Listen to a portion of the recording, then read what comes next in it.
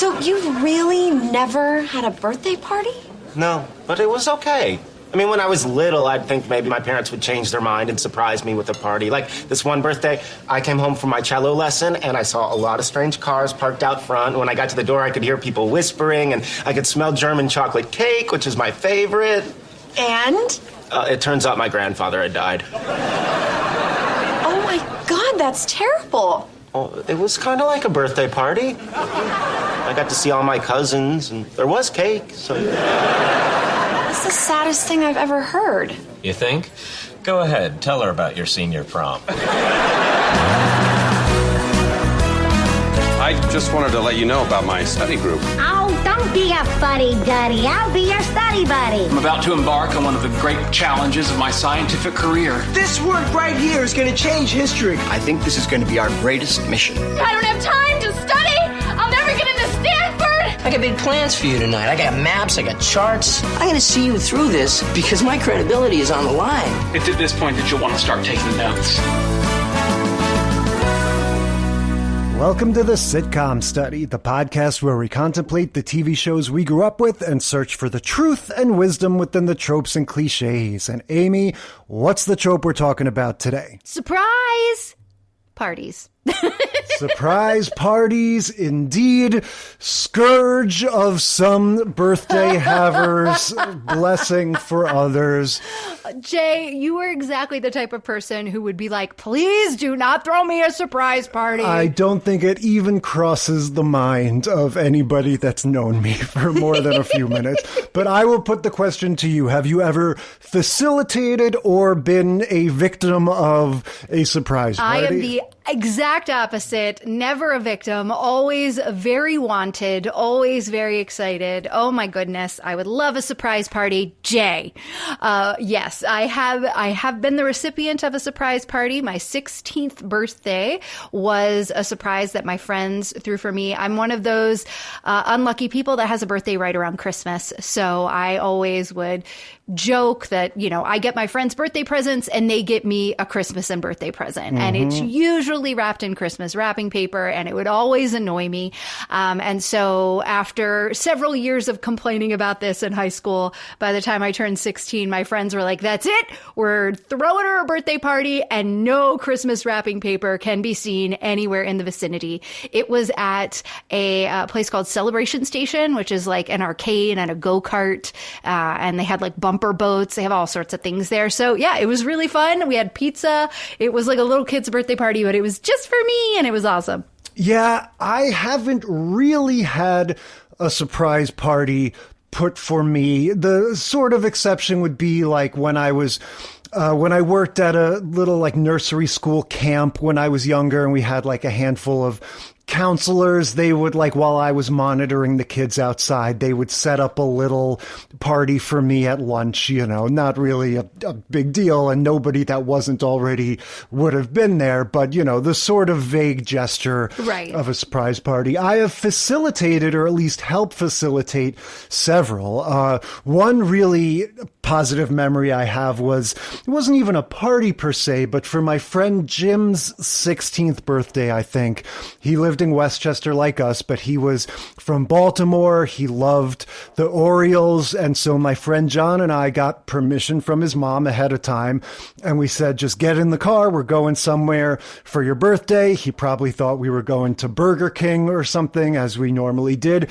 And we got on I-95 and drove down to the Orioles game and had a little hotel stay, which I'm sure was very novel for us, you know, 16, 17. 16 that your parents let you drive that far away. Yeah, well, John and I were a year or two older, but yeah, that was fun. In terms of a proper party, I think for my friend Rosie's 30th birthday, he had a proper surprise party. And one difference between him and me is that, and I'm not saying this to be self-deprecating, but I don't necessarily have the critical mass of friends and coworkers and that relations and everything but okay. to have a proper thing where you have like 40, 50 people jump out. For his 30th birthday. I think primarily his girlfriend and brother arranged like the whole deal, like lots of coworkers and friends and relatives, like truly a whole house full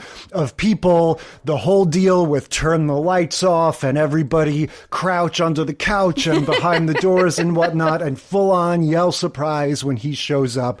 And indeed, he did tell me, you know, later on when I got my sort of FaceTime with him, you know, he was like, look, I definitely appreciate all of the thought and everything. This is really nice. But to be honest, hungover as hell from going out last night. This was, I think the ruse was he went out with his parents first and then they brought him home.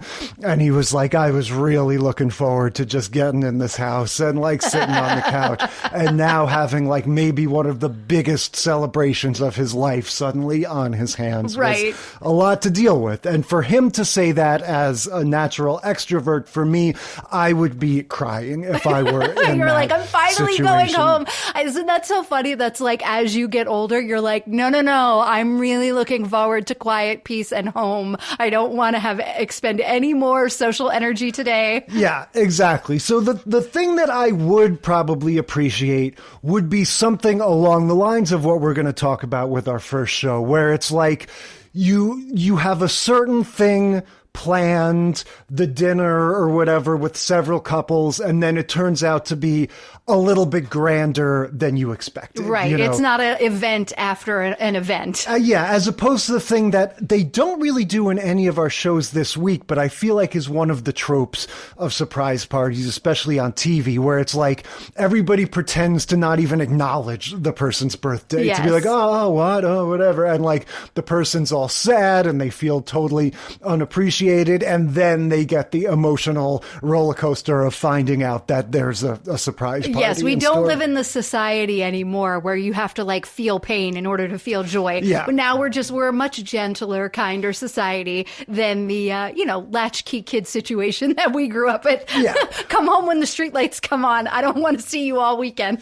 But it makes sense that, you know, if in real life the number of birthday parties that are surprise parties are maybe like 2%. In the world of sitcoms, they're like 80%. Oh, yes. Because, it's always like, going to be an why? event. Yeah. I think the one that I felt like kind of captured the thing that you were talking about having like something planned ahead of time so that you make sure that the person shows up at the right time, at the right location, and there aren't any shenanigans, is the middle, where they don't assign anyone to Frankie, the mom, to make sure that she gets to the house on time. And all the neighbors are, because, you know, it was the guys in the family that planned it. And so all the neighbors are like, what do you mean nobody's with her? What do you mean you didn't have a person assigned to her? Total unachievers, not executing or not asserting the amount of planning that's necessary for an actual surprise party. Yes. But that said, go ahead. Tell us our lineup. What are the shows we watched? All right. We watched The Dick Van Dyke Show, Season 2, Episode 30. A surprise is a surprise. Major Dad, Season 1, Episode 20, Officer of the Day. The Big Bang Theory, Season 1, Episode 16, The Peanut Reaction. And finally, The Middle, Season 7, Episode 13, Floating 50. Yeah, so starting with Dick Van Dyke, this plot reminds me of what we were dealing with last week with Cheers and Brooklyn Nine-Nine, with all of the layers of deception. Yes, the idea the of like, misdirect on the misdirect, which this is a person, misdirect. They have information that they're not supposed to have, but little do they know that I wanted them to have that information because there's really different information that the first information is distracting them from. And I would argue in this episode, it's kind of debatable at what point the surpriser decides to switch gears and start, planning a second surprise from the initial surprise. Oh, interesting. So you think that at the very beginning, when Rob comes home and he's eavesdropping on Laura having a conversation with her friend, and he mistakes the conversation for being about Laura having an affair. Yeah. You think that wasn't planned, that Laura didn't know he was already there.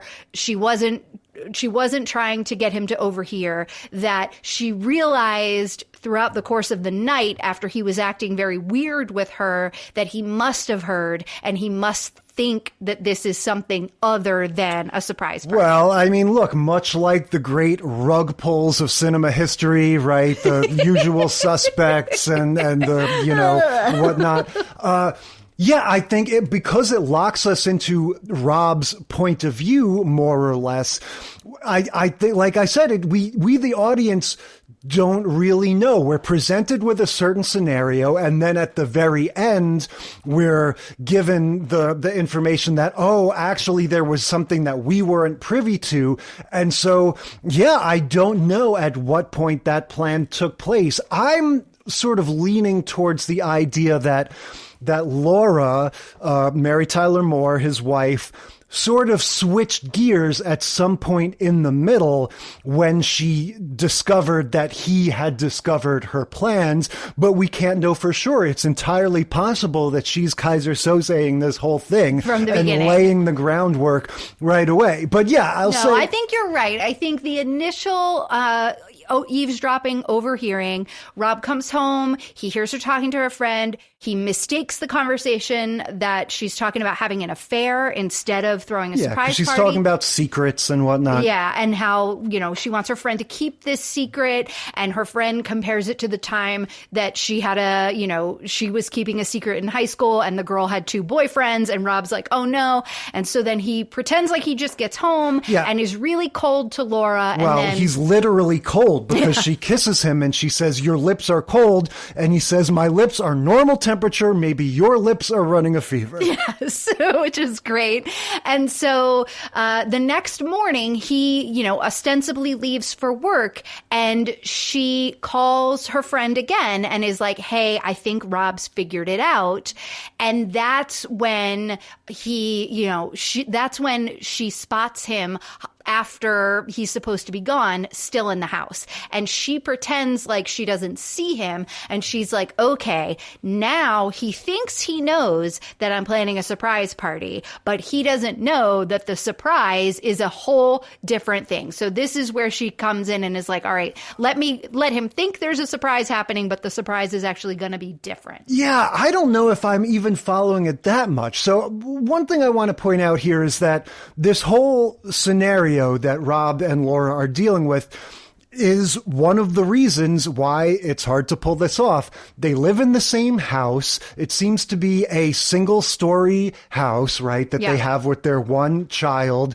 And so, like you and I know all too well, when you're living in a house with somebody, you're never really fully out of earshot. Right? You know, like maybe if I'm in the basement and you're at the very top floor, I could have a conversation that you wouldn't hear. But for the most part, you tend to sort of catch a drift of whatever anybody else is talking about. Right. Well, but Rob isn't supposed to be home at these times. Right. And that's why in that first scene, we get the thing of him coming home, eavesdropping, and then leaving and coming back in again and making a second entrance. And same thing, in the next morning. Now, I want to say, we've talked a lot about the sort of sitcom overhearing tropes, the way they have to do the like Shakespeare thing of the person standing 10 feet away, but the other person doesn't see them. We get some very clever blocking or staging here where they have the sort of kitchen, the same thing that Alf has. What do you call that? The little window. It's a pass-through window, and it's got the louvered doors on top of it, or across it. So it doesn't block any sound, but a person can hide behind it. Yes, and so they have conveniently these sort of folding shutters exactly halfway open, right, so that they can aim the camera in such a way that we, the audience, can clearly see Mary Tyler Moore on the right, Dick Van Dyke on the left, but it's like just enough that from her vantage point, she can't see him, right, but he's like 5 feet away from her, listening to this whole thing. And so she's having this conversation on the phone, and you're saying that this is where she starts her sort of grand deception. Right. So in the breakfast scene that happens just prior to this phone call that you're talking about, Richie spills the beans that mom, Laura, has Rob's birthday circled on the calendar on Saturday. And she's like, oh, what do you mean? I didn't even know. This is where she's like pouring his coffee like all over the she counter. Spills it all over. They make a reference to some old Folger or Maxwell House commercial now, about like, oh, I don't want a cup and a half or whatever. There are several references in this show that I did not get at all. I had to look them up. Yeah, always they were like with these old ones. Commercials, old television show But references. Rob's version of being nonchalant about this is to act like he doesn't even know when his birthday is. Yes. He's like, oh, I got a birthday coming up? Yeah, he literally asks her like, oh, honey, when's my birthday? Which granted, I, on any given year, wouldn't necessarily know, like, oh, my birthday's next Thursday, but I do know the date of it. Like, you need that information to, sign up for memberships and whatnot. But so, yeah, that's when she's sort of doing the thing of like, oh, I don't know, we'll have a couple people over for dinner, we'll go to a restaurant or something, laying that groundwork of like, oh yeah, we'll do something, but it won't be a big deal. Yeah, and her son totally blows it. Little Richie, we see him. He's like, we very rarely see him in this show, so it's fun to have one where he has some lines. Yeah, he totally blows the plot, and then Rob goes to leave. Now he's realized, number one, that she wasn't talking about having an affair. She was talking about throwing a birthday. He just like cracks up when he's eavesdropping and he has that whole like, oh, I get it. Yeah. And he's just pleased as punch to discover that this is a surprise party she's planning and not a extramarital affair. Yes. And so he goes to kiss her goodbye and he apologizes before he leaves, and and he apologizes for being moody. And so his shift in behavior sends off her spidey sense, and she calls her friend and she's like, oh, I think he's figured it out. Yeah, she says, Millie, Rob knows. Yeah, but we're going to have to do something else. So now he's overhearing her creating a plan that is a misdirect. Like, so he's figured out there's a surprise party. So now we're going to try and trick him and say that there isn't even a surprise party. There's just a regular party. I don't know why you're acting so weird. Right, just a dinner. Now, just a handful of random observations about this breakfast scene.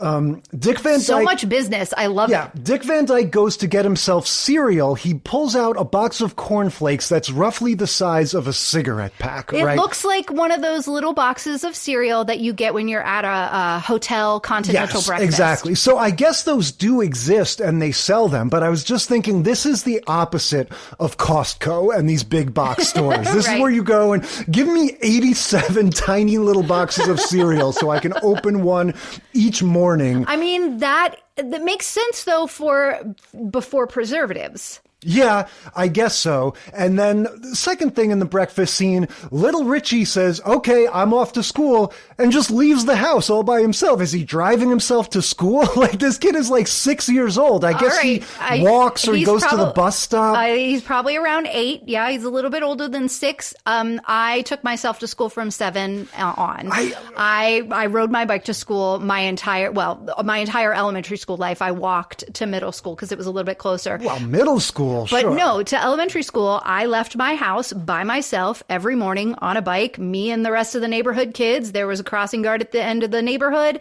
crossed off over to the really busy street. And then we took, I think I've talked about this on the podcast before, there was like this pathway through this no man's land between my neighborhood and the neighborhood where the school was. And like how we didn't get kidnapped and molested on this little pathway of no man's land that was a legitimate swamp, like no alligators, no kids eaten by alligators because this is Florida, and no kids stolen and molested is just a shock. Yeah, I mean, I guess you're right. It's not that uncommon, but with that 60s kid acting style that we've talked about, this kid, maybe he is 8 or 9, but the way he behaves and speaks is just so little and young seeming that it was jarring for me to see him go like, bye mommy, bye daddy, and just leave like he's, a businessman going to work. Probably going to the bus, or the school is walkable. I think that's perfectly reasonable. That didn't bother me at all. That didn't set off any alarm bells at all. What I thought was really interesting was the fact that he was making, quote, chopped eggs for breakfast, and he wanted a hard-boiled egg and 4 cloves of garlic and a garlic press. Yeah, he puts through a little like Play-Doh type thing. It's a garlic press, but he Your experience with the garlic press is Play-Doh. I love you so much.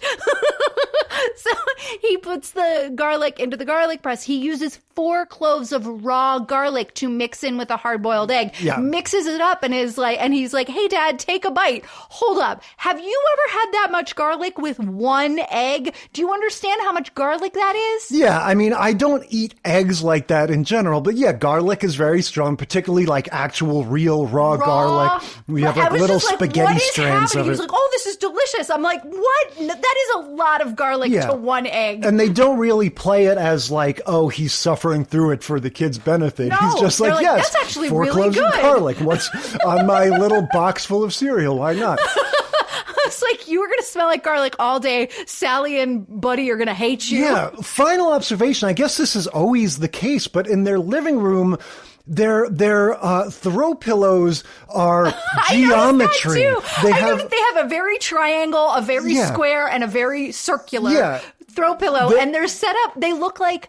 Do you remember that game, the one where it was mind something, and you had to put the colors in order? It looks like that. Yeah, or just something like, some sort of tiles. They are just like a triangle, a circle, and a square extruded like 3 or 4 inches in a, puffy pillow thing. And they're sitting, like they're spaced out in such a way. I noticed that set decoration as well. I was like, cluster those pillows. They look weird. So the whole middle section is going to be Rob at work with Buddy and Sally, his coworkers. And this is where we get him very sort of smugly announcing, I know the score. I know what's going on. Laura's planning a surprise party. I bet she called you guys. I bet she's having you help her in this deception.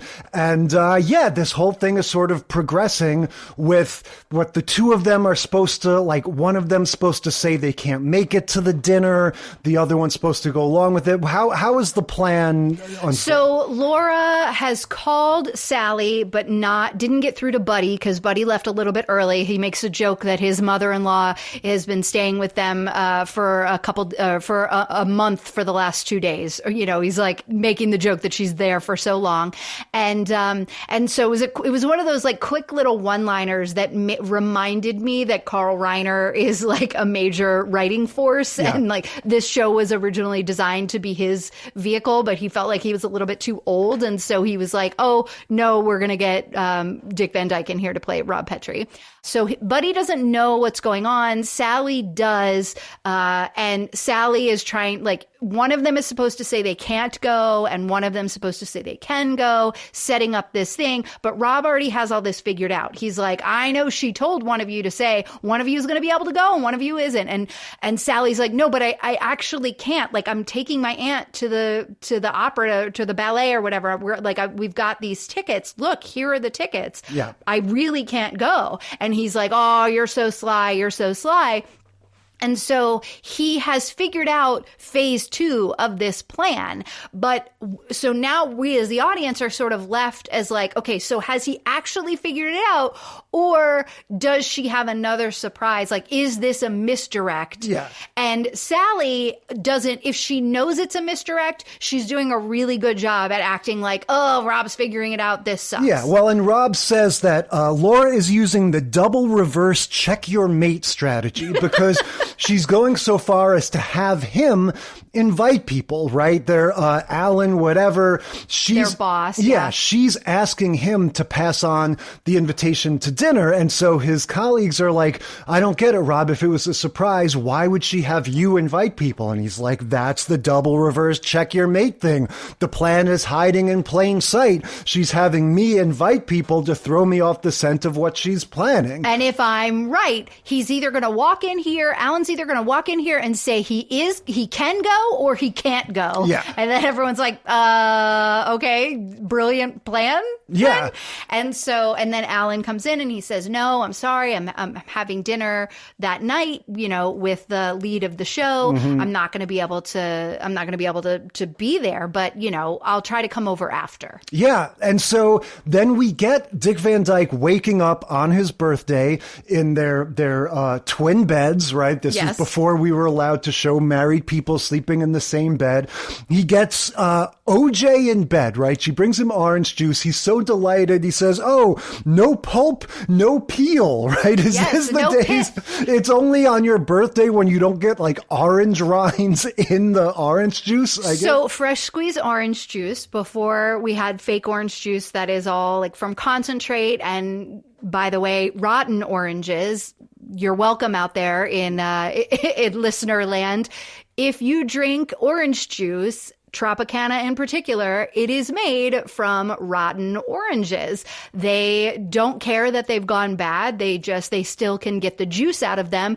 And apparently, according to the powers that be that run these companies, the orange juice tastes better when it's a little bit rotten. Isn't that disgusting? Interesting. So yeah, that is orange juice from concentrate. Yuck. But orange juice back in the day was fresh squeezed. And when you fresh squeeze orange juice, there's the stuff in it. Yeah, right? But not on your birthday. But not on your birthday, because she let him sleep in an extra 2 hours. It's now 10 o'clock instead of 8 o'clock when Richie normally comes in and wakes him up. And she took the time to strain the orange juice, which is what I did as a child, like my whole life. That is what I always did, because until they started making orange juice that's been pre-strained. Yeah, so he wakes up to this nice triple treat. He gets to sleep 2 hours later. He gets his pulp and pit and peel free orange juice, and he gets a kiss from Laura. And he's still sort of pretending to not know about what he thinks is the grand plan. Right. And then Laura gets a call from Sally, his colleague, who says, "Now I really can't make it. I'm sick. This is beyond my ballet tickets or wherever she was going. I actually am sick and I just can't come." And Laura starts sort of breaking down. She says, "Now we're just going to have a plain old stupid dinner party." And this is when Rob sort of lets the cat out of the bag, and he's like, "Laura, you silly little idiot." He goes, "I've lived long enough with you to know what's going on in that little mind of yours." You can't right? pull one over Welcome me, to the right? 1960s. And he says, "Yeah, look, no big deal. I've known all along. I knew you were planning a party. You can't pull anything over on me." And so she's crying. Oh yeah, we get the classic Laura Petrie, "Oh, Rob!" Yeah. And like Mary Tyler Moore's big over the top, like, "I just wanted to make something nice for you." Yeah. It's so funny. And that's when you kind of know, all right, she definitely has another plan. Well, yeah, at first it's funny because she's like, "You only knew what I wanted you to know," but in a way that makes you think it's just like, that's funny sitcomery, like Right. she's just pretending. And then they go out into the living room, and yeah, she's got this great delivery where, she's saying, "Oh, we're gonna just have to go to dinner. It's gonna be a non-event." And Dick Van Dyke is like, "Well, what can I tell you? I'm just too smart for you. You can't pull one over on me." And she goes, "Or maybe I'll give you a surprise party right now." And then everybody, like ninja style, they're coming out of the closets, they're coming up from the floorboards through the front door, like 12, 15 people just materialize from all directions in this living room set that seemed completely empty. Yeah, at 10 o'clock in the morning, by the way, because all of them did actually have plans that night. And so she made it a breakfast brunch birthday party. Yeah, which I guess, again, kudos to Laura for both versions of her plan being something that I could kind of get behind. Like I said already, the idea of we're going to plan something and then it's going to turn out to be a little bit more exceptional than you thought, I think that's pretty okay. And the idea that we're just going to have it at a time when you're not expecting it, so you don't have to do the whole ruse of like pretending to go somewhere else or pretending to not know it's the person's birthday or whatever. I wouldn't necessarily like the idea that there's been 20 people hiding in my house the whole time without me knowing it while I'm sleeping. What if I decide to like get up and, walk through the house without my clothes on? Yeah. Take a fart about. Yeah, the whole thing is a little odd to know, like, oh, is that like my neighbor hiding behind the ficus in my living room? I'm not gonna worry about that. But yeah, and then the final beat of the episode is Rob is sitting at his little table, a kitchen table or something. Everyone's gathered round. They're giving him presents.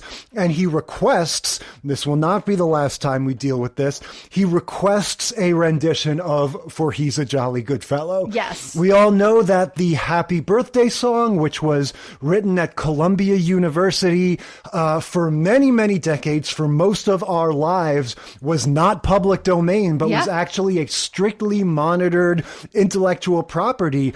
And so you couldn't sing it on TV or in the movies. Or even at restaurants. Yeah, you couldn't do it in any sort of like high profile chain restaurant or anything. And so, yeah, For He's a Jolly Good Fellow became the de facto birthday song that, you know, nobody acknowledges the existence of the real Happy Birthday. And so, yeah, he requests it and they honor his request. And that's right. That's the end of the episode. So again, as usual, the first chronological sitcom that we cover is, you know, in some ways the most straightforward, but this did give us some, you know, twists and turns. Yeah, I think the title itself gives us an idea as to how many misdirects are in there, right? It's called A Surprise, Surprise is a Surprise. Yeah, and just I like that Mary Tyler Moore gets to do this whole sort of emotional journey. We've always said, you know, even though it's still the 60s, it's still, you know, she's a wife and mom, and that's basically the extent of her role in the world. She does get to do fun stuff and be funny, and this whole thing, like you're saying, of the sort of, you know, oh, Rob, and falling apart, and then kind of turning out to have this master plan all along. It's fun, you know, her getting the better of him, all of it. It's a good sort of exercise for both of them. Absolutely. All right, let's move on to Major Dad. Season 1, Episode 20, Officer of the Day. Yeah, so this is going to play on another trope that a couple of our episodes deal with. The idea of somebody who has been denied the experience of a birthday party at all, right? Their whole life, which... for me, I know that there is a section of my distant family that does this because they're, I think, Jehovah's Witnesses. Mm-hmm. I'm not sure. They're one of the religions that doesn't celebrate birthdays and holidays and stuff. You don't honor your birthday. I remember talking to my little cousins at a wedding or a funeral. They were maybe like, you know, 7 and 10 years old or something, and they didn't know when their birthdays were.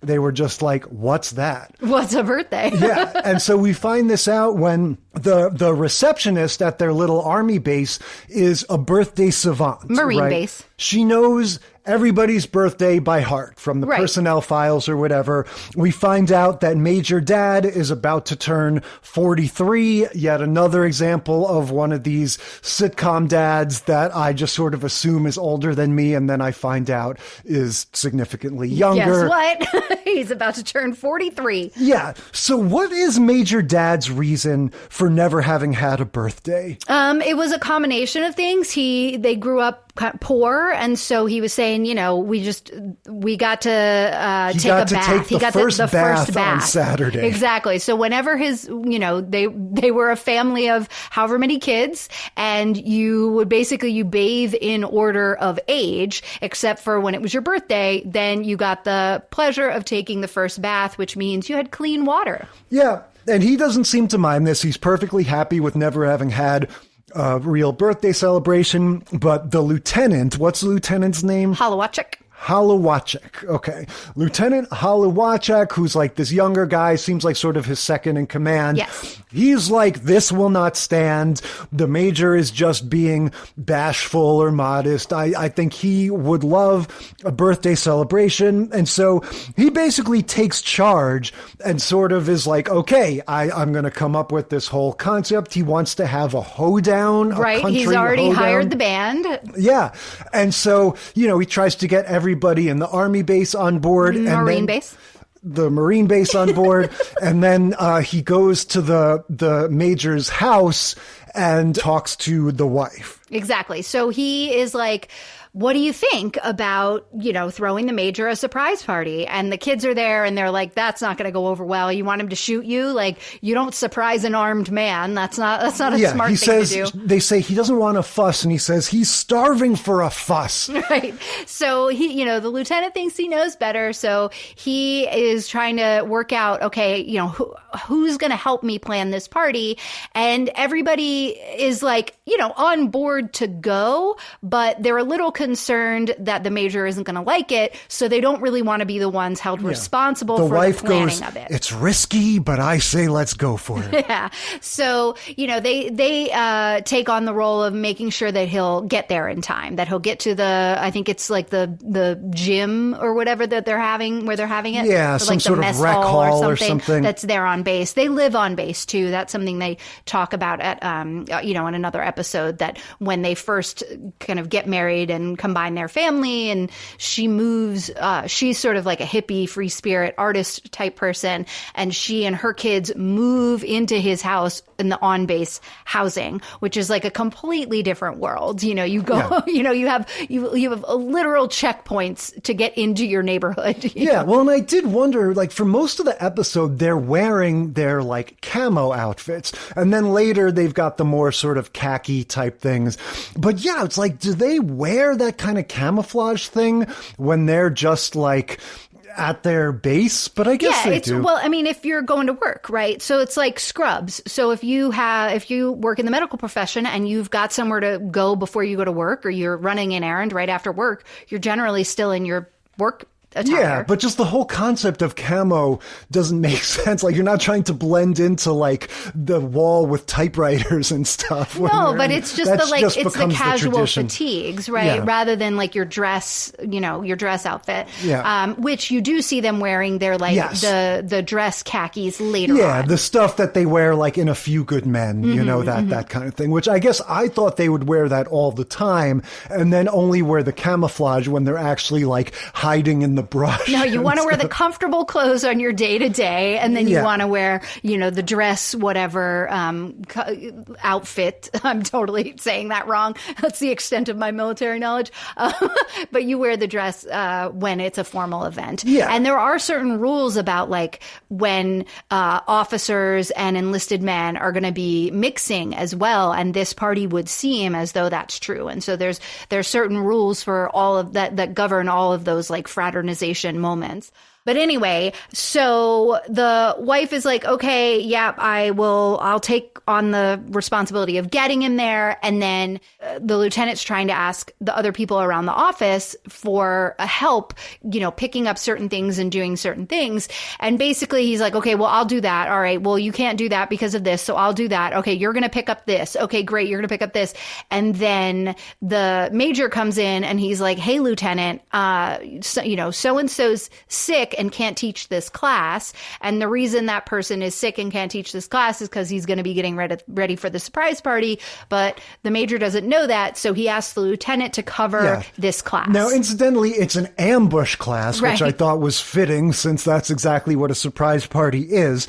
But yeah, the lieutenant is overwhelmed by this whole list of tasks that he has to do. So he hasn't been able to delegate very many of them. He goes, well, I guess if there's a war, there won't be a party, which just reminds you of those late 80s, early 90s times when we were not engaged in half a dozen forever wars all across the world. I mean, this is 92, so it just had kind of a big success there, right? Yeah, but even that, I feel like, didn't take that much personnel. No, it was one of those things. It was like 13 hours or something. Yeah, but so, exactly. The major asks the lieutenant to fill in for the ambush class. The guy's like, well, what are we going to do? This guy, he says, the guy got a bath for his birthday. He's so dead set on doing it. So he's like, all right, I'm not supposed to do this, but I'm going to get this sergeant who's even lower down on the food chain than him. I'm going to have him fill in for the class, which he knows the major wouldn't want him to do. But he's like, I have no choice. I have all of these tasks I have to do to get ready for the birthday party. So that's what he does. He passes off this ambush class responsibility to the sergeant. And then the major finds out about it. We don't don't see this on screen, but the major stopped by the class, saw that it wasn't being conducted by the lieutenant that he asked to. Right. So he calls him in to his office, and the lieutenant starts out lying straight up to his face, going, "Oh yeah, the ambush class went really well." And the major goes, "Oh, interesting. I stopped by, and imagine my surprise when I discovered that my lieutenant had shrunk by 3 inches, become a non-commissioned officer, and changed his race." Yes. Right? Because we have an African-American sergeant and Right. a white lieutenant, and that's when he comes clean, not about everything. He says, "I'm not at liberty to say why I couldn't conduct the class." Right. And so it's been established in previous episodes, they have a pretty good relationship, right? Yeah. The lieutenant really respects, and so he, and the major definitely respects the Lou as well. Like he is like, he sees a lot of great potential in him. He sees him as, a little bit young and a little bit silly, but definitely trusts him and respects him. And so he, in this moment, is like, why? I can't believe you're lying to me. Tell me why you couldn't be there. And again, the lieutenant is like, I am not at liberty to say. And so he's like, the major is like, look, I know if you're saying that, it must be something really important. Are you in some kind of trouble? Is it gambling? Is it a woman? Is it like, how can I help? He really is like, he is showing his empathy in ways that we don't often see in this moment. Yeah, he has this sort of paternal relationship. Yeah, and he's just like, let me help. And he just gets stonewalled. And so because he like put himself out there, was, kind of vulnerable, like, I'm here to help you out, and then immediately gets stonewalled for the 3rd time after being lied to, he's just like, well, then I have no other choice but to punish you. You are on duty. You're the on-call officer tonight. Officer of the day. Well, that's the name of the episode, and that means that, he has 24-hour duty to just sort of like monitor the base and kind of be the person responsible. He is the one on call if anything happens, and it starts, basically from 7 o'clock that night until 7 o'clock the next night, which means he won't be able to go to the party. He has to stay in the office. He has to be by the phone, and he can't go to the party. And so he just, knuckles it up and is like, okay, I guess I'm not, sounds fine. He's already I'll be put the officer of the everything day. into motion. He's got the hay and the country band and everything. And everybody's going to be there, and he just won't. And so then the party happens. The family walks him into the party, and everyone's asking, hey, where's Lieutenant Holowachuk? Well, what's going on? We don't want to glaze over. They yell surprise and then immediately start singing For He's a Jolly Good Fellow. So yes, in 2 episodes, second rendition of For He's a Jolly Good Fellow. And then, we get this country band. We get the major presented with this nice framed photo of him rappelling on a mountain, I guess. No, off of one of the courses. Structures on base. Yeah, and it turns out, as he's saying like, well, gee, I guess this was kind of nice after all, he discovers that not only was the entire party facilitated by the lieutenant built the frame for the picture. Yep. He just did everything. And so now the Found major... the picture, got it blown up, built the frame by hand, like pulled in the hay bale, organized, like got this great cake that has, a really nice message written on it. And so he's like feeling worse and worse at every turn. The bluegrass band is like, we dedicate this song to the man that got us all together, Lieutenant whatever his name is. Where are you? Yeah, and that's when the major has to sort of come clean and explain like, well, the lieutenant isn't here because I punished him for not telling me what he was doing all day. And now he's got, he's assigned to work at the base.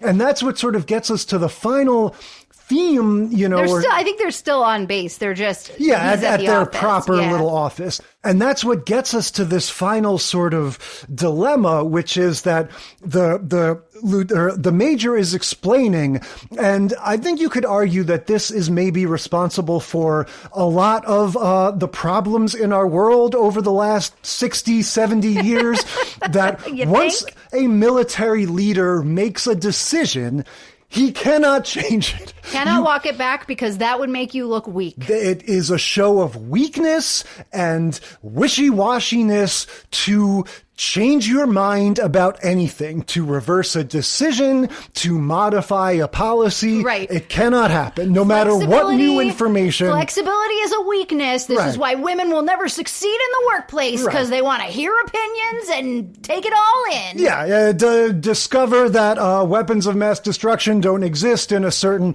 nation state, get hold of Pentagon papers, and anything. Doesn't matter. You do not change the decision that you have made regarding any military personnel. And so the closest thing that the major can do to sort of express his contrition to the lieutenant is to go back to the office and visit him and bring him cake. a cupcake. Yeah, he takes him a piece of the cake, and you know, he's like, hey, they're trying to problem solve, like, how he comes across him. The lieutenant is dancing with an imaginary Mrs. Gunderson. Yes, right? That's the major's receptionist. wife. No, the receptionist. Okay. Yeah. And so he's having his own little party there, just like you said. He was like imagining he was dancing with the receptionist and everything. But they try to problem solve. They have this like, well, you know, kind of what if I let you off duty, or what if I swapped it to somebody else. Lieutenant is fully behind the major's stubbornness. Decision making. Yeah. He's like, well, you couldn't do that because if you did that, then it would be seen as weak, and then I would respect you less, and I could never respect you less. So, you know, that's not an option. So they're having this whole like kind of hypothetical, how do we get you out of this duty? Because I realize that you probably shouldn't have this duty sort of conversation. And they realize that there is no way out of it. So, you know, the major leaves and says goodnight. The lieutenant resumes dancing with the broomstick and pretending it's Mrs. Gunderson. Yeah. And so Major goes back to the party. His wife's like, what the hell? I thought you were going to get the lieutenant. And he explains like, no. Or he tries to explain, but then one of the other military guys, like I think the sergeant sort of steps in and is like, his hands really are tied. Like, this is a military thing. Yes, like, he can't do it. Nothing you can do. And so again, another explanation for maybe why the world that we live in is the way it is. The major does have an idea. The only way to legitimately get the lieutenant to be able to come to the rec hall or whatever is to instigate a fight if there is an event, like some sort of thing that would mean the officer on day would have to respond. But the event that he comes up with is a conflict between two officers. Mm-hmm. He gets these two guys. He says, you know what he said about you or whatever, just out of nowhere tries to get these two officers to get into a fist fight so that he will be justified in saying, well, that's it. Now I need to officer of the day. The proper protocol now is to send for the officer of the day to come and discipline you guys, right? That's right. Conflict is the only solution to anything in this world. Well, and so the sergeant who's part of this, like, he's one of the two that the major is trying to get into a fight. The sergeant picks up on what's going on. Yeah. And so before he gets actually punched by the much taller other random, extra that has no lines or has a couple lines but we've never seen him before. He's like, wait. Let me explain to you what the major's trying to do. And he walks him out of frame. And so then the next scene, they come back from commercial, they're like about to get into it. And the major's wife is like, stop them. What are you doing? Like, make them stop. They shouldn't be fighting. All part of and my he's plan. like, no, I need to call the officer of the day. And she's like, what are you talking about? You're their boss. Make them stop. And he's like, no, protocol dictates. Wouldn't be proper. So they call the officer of the day. Surprise, surprise. He comes in. He realizes what's going on. He's like, you're going to have to fill out some paperwork on this. So that means you're going to have to be here for a little while. What he says is, now I think your officer of the day duties are going to involve patrolling this event. And then he goes, and I see no reason why you can't patrol in dancing mode. Now it's Major Dad telling the lieutenant, okay, you have my permission to patrol the party in dancing mode. Basically saying the closest thing I can come to just saying, oh, hey, you old lug, never mind about your punishment, is to say you have my permission to mingle and whatnot under the guise of patrolling the party as officer of the day. And then they proceed to declare it's time for the Virginia Wheel. Well, you know what this means. It's time for the Virginia Wheel. And they all, which apparently is some sort of, like tunnel dance where everybody goes down in couples and doing a little jig. And that's the end of the episode. Yeah. So again, we get a lot of the same. We don't get the thing of like, I suspect, and then I'm wrong in my suspicions. We do get the sort of like the same thing of people are in close quarters. And so by doing this sort of deception, it involves all of these complications come up, and that leads to all the hijinks, and that's why surprise parties and sitcoms are a match made in heaven. There you go. All right, so quick little research here. It's the Virginia Reel. Oh, that's what I first wrote. You first thought it was. That's right. And I was like, wheel, what's that? So it is the Virginia Reel. It's a folk dance dating from the 17th century. Apparently it got its start potentially got its start in Scotland. And it's, I guess, a popular dance with regional variations. There you go. Thanks, Wikipedia. We don't know anything about this. I've only been to Virginia a handful of times, was not invited to participate in reels, wheels, or any such activities. I lived in Virginia for a while. I've been there for quite a long time. I've never heard of this. Did you go to the Marine base? No, but I have an uncle and a cousin who are both Marines. I bet if you asked them to do the Virginia Reel, they would know exactly what to do. I don't know that it actually has anything to do with the Marines. I think it's just a country dance. But yeah, in terms of tracking the trope, we are going to see this thing about a character that we find out later in life suddenly has never really experienced a birthday party that's going to continue in The Big Bang Theory. Season 1, episode 16, the peanut reaction. Yeah, so I think since the time that we've started this podcast, I've officially done a complete turnaround on The Big Bang Theory. Oh, you like it now? Yeah, I've probably said similar things in past episodes, but yeah, I remember so vividly as a younger man walking to the subway stop with Lydia, the lady that did the payroll for the company I worked for. She was a little bit older. I didn't talk to her that much. It was like, it was like a long walk to the subway. It was kind of like awkwardly making conversation. And when she mentioned that she liked The Big Bang Theory, my respect dropped like 70%. I was just such a snob about it. For the obvious reasons, the Chuck Lorre of it all, the crass sense of humor, the lameness of the, just the whole sensibility. And a lot of that stuff remains the case. The sitcom jokes, in terms of like every fourth joke is going to be about boobs in some way. Like that still is annoying. But I guess what I've come to really latch onto is, Jim Parsons as Sheldon. Yeah. We all knew, from the start, he's the breakout character. He's funny. But at this point now, with some distance, he really has earned his place as one of the true, just sort of gems of the sitcom world. He's just always funny and entertaining. And they never did the thing where he became the Urkel of the show. No, any more than he already was. The show already had this sort of clear hierarchy of Leonard and Sheldon as the sort of two main characters, with the odd Penny, couple, if you were. With Penny as a sort of key foil to them, and then Raj and Howard as the sort of secondary, among equals.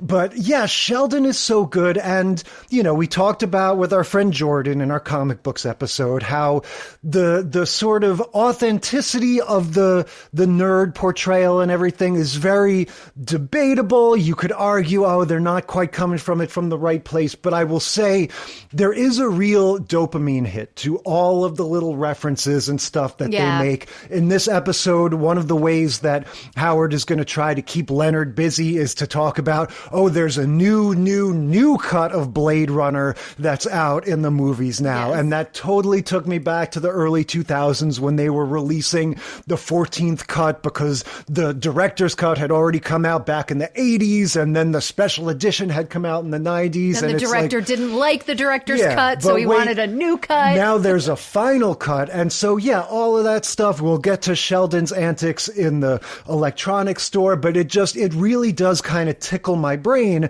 anytime they're referencing comic book stuff, technology stuff, whatever.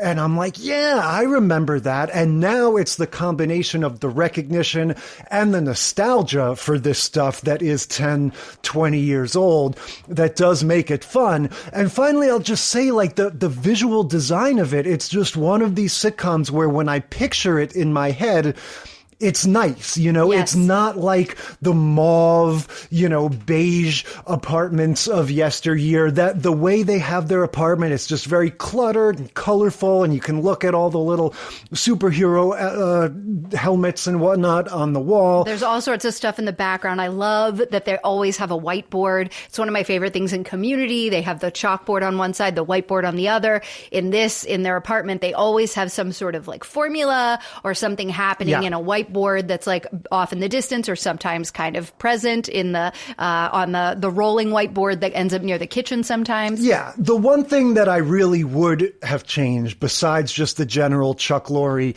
writing mentality is Johnny Galecki's Leonard. Like he's essentially doing an Urkel voice, and it gets on my nerves. Like he's got that nasally exaggerated thing, and I'm like, you could just wear the glasses and be a nerdy guy. You don't have to do that annoying voice all the time. He's just sort of a whiny character, which is, I agree. Like that is one of the reasons that I didn't watch this entire series. I, unlike you, was not put off by it initially because I had kind of liked 2.5 Men for a period of time. Again, fell off of it as I did with a lot of shows. And so it wasn't the Chuck Lorre writing style that really bothered me so much. I felt like he definitely has a sort of like Roseanne, the show Leanne that's on right now, Grace Under Fire, those like, more Southern women kind of, I'm strong and powerful and these men can't get their shit together kind of thing. Like he definitely has that. And I thought it was really interesting that like that sensibility becomes Sheldon's backstory. Yeah, totally. Oh, and of course, Chuck Lorre's greatest writing achievement is the Teenage Mutant Ninja Turtles cartoon theme song from the 80s, but that's neither here nor there. But when I think about Big Bang Theory, I think of primary colors and what you're talking about with the visuals of it. Like when I think Big Bang Theory, I think red, yellow, blue in my mind. Like that's just kind of like what comes into, the imagery in there. It's very colorful. It's very nice to look at.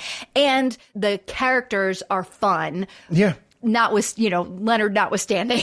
Yeah. And even the way they dress, like these are not your Saved by the Bell pocket protector nerds. Like they all, maybe this is speaking to my nerdery, but like the tight jeans and the shirts from TeePublic. Just in general, like they're very much influenced by the sort of early 2000s hipster version of nerds, even though they don't necessarily behave like that.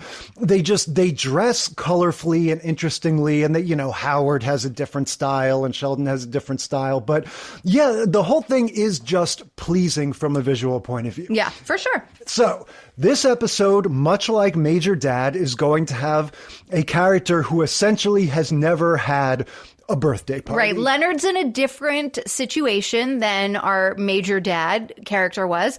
Leonard didn't have a birthday growing up, not because he was poor and they couldn't afford it, but because his mom, famously played by Christine Baranski, was against celebrating children in that way, and had a very intellectual reason for not wanting her son to celebrate birthdays. Yeah, he says the closest thing was the death of his grandpa, because he got to, get together with all of his family members and everything. Yeah, he came home from school one day thinking and saw all these cars out front, and he was like, oh my gosh, they're going to throw a surprise party for me. And he walks in the door and all of his family members are there and his cousins are there. And he's like, oh, and he found out his grandfather had died. Yeah, we don't get to see any of this. This is just mentioned in the first scene, which takes place at the Cheesecake Factory, which is Penny's place of work. Right. They're doing that thing, like we mentioned before, you couldn't sing happy birthday in a restaurant. So every restaurant had to have their proprietary clapping and dancing little routine. Happy birthday from Ben against you. Yeah, exactly. And so they're doing that for some nearby group of people. And then, they get talking about, what are we going to do for Leonard's birthday? And Penny is aghast that Leonard reveals he has never had a birthday. Right. Much like the lieutenant in Major Dad, Penny is like, wait a minute, this does not compute. Don't you want a birthday? And just like Major Dad, Leonard is like, no, it's fine. Honestly, I'm good. I've gone this long without really celebrating it. It seems sort of silly to me now. I don't feel like I'm missing out on anything. I'm good. I don't need a party. I don't need any hubbub for my birthday. Penny is like not having any of it. She invites all the friends over later the next day to be like, we are planning a surprise party. Yeah. Well, what she does, she crosses the hall and knocks on their door. And it's very interesting, all the season 1 Big Bang Theory elements of it. She knocks on the door, Leonard isn't there, and Sheldon is confused and disoriented when she says, no, I want to talk to you guys. And Sheldon's like, what would we talk about? And it just reminds me, later in the show, Sheldon and Penny are going to have a very rich relationship, and they have this whole thing where they kind of take care of each other, and none of that has happened because this is the 16th episode ever. Leonard has immediately, as of episode 1, been trying to forge a relationship with Penny. And so it's expected that, maybe she's looking for him because of, any number of plots that have been going on. He's helping her with something or whatever. But so she comes in and says to Raj, Howard, and Sheldon, I want to do a surprise party, a birthday party for Leonard. Sheldon is immediately out. He, unlike Leonard, has had many birthday parties as a child, and he doesn't like it. He says he doesn't like conical hats. He doesn't like pin the tail on the donkey, where he was mocked by his peers for his disorientation, right? Lots of that fun Sheldon writing and Jim Parsons delivery. And interestingly, the way that Howard gets Penny to understand how to get Sheldon to go along with it is she says, just tell him it's a non-optional social convention. Yes. And then that totally That was about clicks getting in. the present, right? Because he's like, I'm not gonna get the present. I stand on solid ground that I don't support surprise parties, but if you want to do something nice for him, fine. I'm his friend, I'll help. And then he's not gonna get a present though. Yeah. And so Penny takes Howard's advice and says it's a non-optional social construct. And he goes, oh, okay. And Penny looks over at Howard and he's like, he came with a manual. Yeah, exactly. Which is funny that if Sheldon is aware of that concept, you'd think he would already sort of understand that about all of this, going, oh, well, this is a social moray or whatever that I am expected to follow, but he needs to have that pointed out. Right. Well, and that would follow that it would be Sheldon would make an assumption, which Sheldon, you'll notice, never makes assumptions. No, that's true. He stays on his track unless he's explicitly guided otherwise. So when they start figuring all this out. Sheldon has constructed a secret knock for his co-conspirators, as he calls it, right? Because I guess Penny's apartment is the sort of headquarters for this planning. So when Howard and Raj have to go over to continue the planning, they get the knock slightly wrong and he corrects them.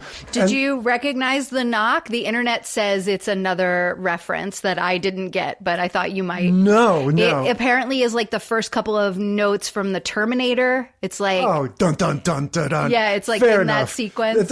Knocks don't really have notes. I love that you know exactly when I was like the first couple of things from the Terminator. You're like, oh, I know that. It's because it's not the first couple. It is the entirety of the Terminator theme is just dun dun dun dun dun over and over again. Well, there you go. And so Howard gets it wrong, and that's why we hear the wrong knock multiple times. Yeah, and so unlike the family that we're going to get in the next sitcom, The Middle, this group is very well aware of the concept of you need to have somebody who is in charge of sort of taking care of the birthday person, making sure that they are out of the house, that they are occupied, being in constant touch with the co-conspirators.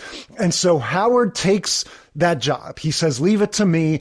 I will make sure that Leonard is out of the apartment for a minimum of 2 hours so you guys can set up the apartment, right? Yes. And this was the problem, because the only person that can convince Leonard to do something that he doesn't want to do, the person who should have been in charge of him, is Penny. Yeah. You always have to have the most influential person, even if they're the one who planned the party. They need to piece out at the last minute and be the one responsible for the surprisee. Yeah, but that's sort of impossible in this situation because she's also the only one that knows how to do all the party stuff. And she's going to have to get all of her lady friends to come over. That's going to be an issue. So Howard tries to take care of it. It's been established early in the episode that Howard is allergic to peanuts, hence the title of the episode, The Peanut Reaction. Yes. That's not the first thing he tries, though. He goes in, and like I mentioned, he says, Leonard, you got to come with me to the new edition of Blade Runner. It's playing at the, down the street, but Leonard is playing Halo, I think, on computer. He's like, oh, I'm in an epic Halo battle. Yeah, he's in an epic Halo battle with a little child that has months to live. Right. Somewhere else in the world. Some kid in Denmark who is like playing for his life, basically. Howard goes like, can't you play this kid some other time? And he goes, well, if you believe his doctors, no, I can't. So a little bit of a macabre sense of humor there.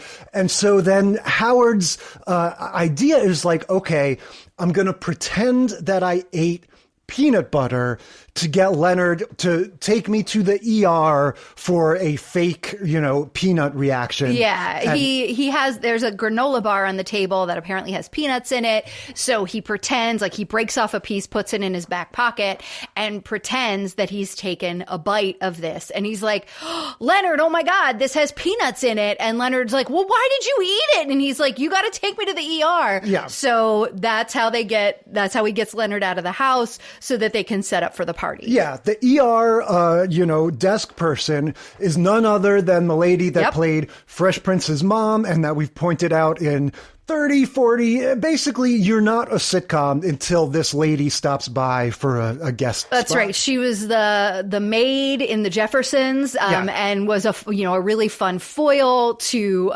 Sherman Hemsley. I always say his name wrong. And so that was fun. And then she goes on to play Fresh Prince's mom in the Fresh Prince of Bel-Air. And basically, not to put too fine a point on it, if you're looking for a black woman over 45, 50 years old in the 90s, she seems to She's the get one, the call. Right? Yeah, she gets the call. Before anybody else. Any number of nurses on any episode of any sitcom. Yeah, exactly. And so, Howard tries to level with her and be like, look, I'm not really having a reaction, but I need you to give me a little bit of epinephrine or something. I need you to take me into the back and just hide me for a little while so he has to wait. And she's like, I don't have time for this shit. Yeah, get out of my ER. I'm not interested. Okay, we shift over to Penny and Sheldon, who have gone to a Best Buy type place, an electronics store, because Sheldon still doesn't totally get the concept of like birthday presents aren't about pragmatism per se. It's about a nice gesture. Yeah, this I had a little bit of a hard time with the setup for this, right? Like the setup to leave was the thing we talked about with it's a social construct, you have to go get a present. But then when they're in the store, he's like, oh, Leonard needs a DVD burner. I'm going to get him a DVD burner. And Penny's not having any of it. She's like, that's not a good present. A present should be, not something they need, but something they want, and, on and on and on. I'm like, she says something they wouldn't get themselves. Right. That's a good present. If you know somebody needs it, like, that's a nice present. Anyway, so she takes him off the scent of this DVD burner. He'd made a decision. Well, and then he's like, now he's up in, okay, well, how about this modem? And then he's going back and forth and back and forth on this modem. I gotta geek out a little bit on all of this early 2000s technology. It just, the fact that he's talking about a DVD burner already takes me back to the early 2000s. I purchased many DVD burners in my day. And then he's like, oh, a wireless router, which is, these are all things that essentially don't exist anymore. We still have routers, but you would never like get excited about buying somebody a router. They usually come with your cable thing at this point. And it's like getting this is back somebody in the day where like you would want to build your own really cool network. I mean, I know how modems work because I lived through this time where it was like, if you wanted to have wireless quick internet, you had to have these things kind of all over your house to make sure that your network was moving and your Wi-Fi was strong. Just the idea of wireless internet was a novelty at this point. And then, Sheldon is so sort of expert at comparing all these different products that shoppers start coming up to him and asking him questions. And at one point, somebody wants advice about what to get. And he says, oh, do you have USB or FireWire? And that really took me back. I'm pretty sure this doesn't exist anymore. FireWire was the Apple proprietary connection. It was a sort of alternative to USB and was supposed to be like a much stronger connection. And that in my early jobs in video, it was all about the FireWire hard drives, the lacy external drives and everything that would have the FireWire connection. So just looking at this place was just, bringing on all the memories. That's so funny. So I had a similar experience, but it wasn't about the tech. It wasn't about the Best Buy. It was about Penny's clothes. Okay. So this is 2008. Penny's supposed to be like in her young, early 20s or whatever. 2008, I'm in my late 20s. She at one point was wearing this like halter top A-line, shirt that was kind of long enough to be a really short mini dress, and she was wearing jeans under it. That was the look. I rocked that look so many times. And she was like, and at another point she was wearing one of those like built-in bra camisoles where in these early seasons, she had her boobs out all the time, right? Yeah, I did notice that. I must say. She had really low, and she was one of the leading women out there in Hollywood wearing the 8 layers of camisoles. Like I'm wearing 3 different tank tops. They're all the same, they're all a different color. They have the same tank part, like shoulder straps, but the bottoms, like each one of them goes a little longer so you can see all 3 colors. The straps are not totally aligned, so you get all these different overlaps. Exactly. I would just everything she was wearing, I was like, yep, I owned that. Yep, no, I wore that. They get a call on the cell phone from Howard saying the laundry is out of the hamper, right?